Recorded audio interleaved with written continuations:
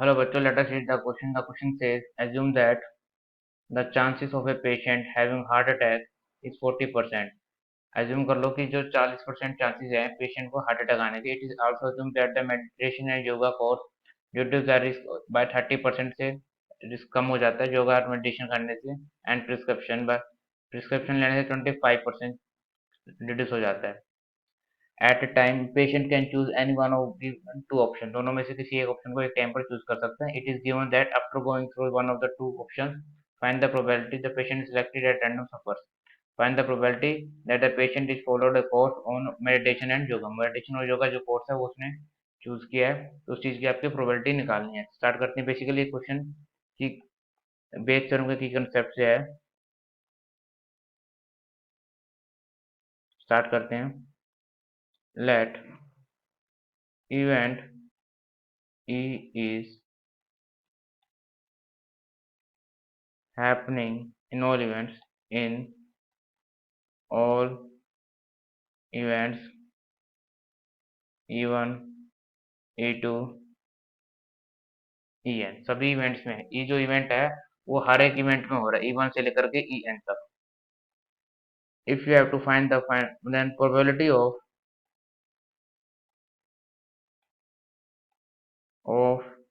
अ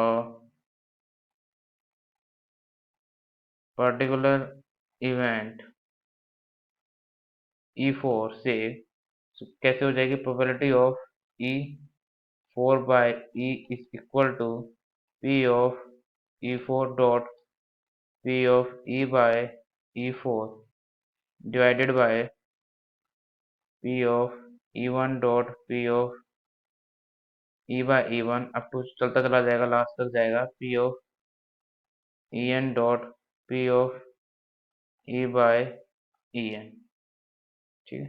तो ये इसका क्या होता है. ये होता है बेस थ्योरम का कंसेप्ट. स्टार्ट करते हैं क्वेश्चन में. क्वेश्चन में normal risk of heart attack जो आपको 40% दे रखा है. नॉर्मल रिस्क ऑफ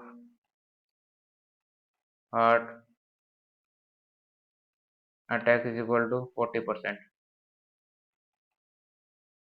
मेडिटेशन और योगा से if do meditation yoga if do meditation and yoga it reduce risk by 30%. और रिस्क बिकम जो रिस्क कितना हो जाएगा एक्चुअल में क्योंकि 30% कम हो जाएगा 40% है तो एक्चुअल में कितना हो जाएगा 40% क्रॉस 70% करेंगे जो कि बन जाता है 28%. ठीक है.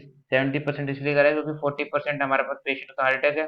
30% रिड्यूस हो जाता है योगा और मेडिटेशन करने से तो ये बन जाता है 70%. जो 40% टू 70% हो जाता है 28%. अब इवेंट मान लें ए इवेंट कौन सा है. Person has heart attack. Person has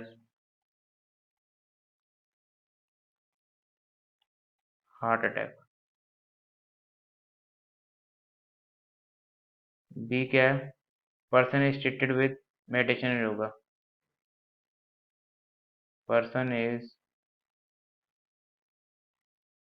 treated with meditation and yoga. C क्या है. Person is treated with drug. Person is treated with drug. P of A कितना हमारे पास 40%. 40% का मतलब 40/100 इसका मतलब होगा 0.40. और मेडिटेशन और इसकी ड्रग की जो प्रोबेबिलिटी है E1 E2 कितना हो जाएगा. E1 and E2 or E1 is equal to probability of E2 is equal to 1/2. क्योंकि जो मेडिटेशन और आपने क्या दी है योगा से, मेडिटेशन योगा एंड ड्रग दोनों की इक्वल प्रोबेबिलिटी है। Giving meditation and yoga and drug have equal probability।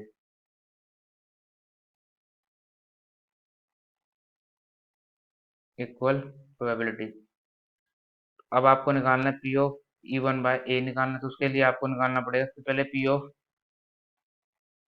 A by E one निकालते हैं। P of A by one, A का मतलब क्या है कि हार्ट अटैक से और मेडिसिन जब आपको दी जा रही है, तो बताया था मैंने 0.4 है उसकी, 0.770% इसकी है, जब बन जाएगी 0.28। सिमिलरली निकालो P of A by two, क्योंकि ए बाय ई टू जब ड्रग वगैरह दी जाती है तो 0.4 0.75 जो कि बन जाता है 0.30।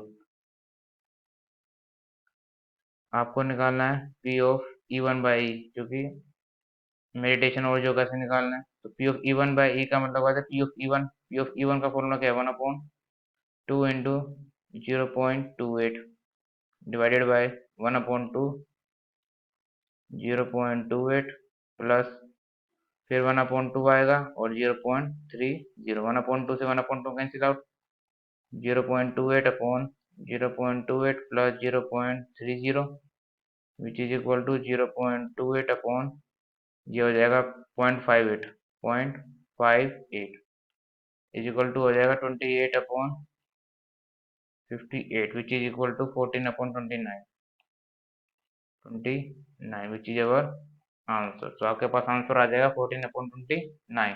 सो I hope you understood it well. Best of luck.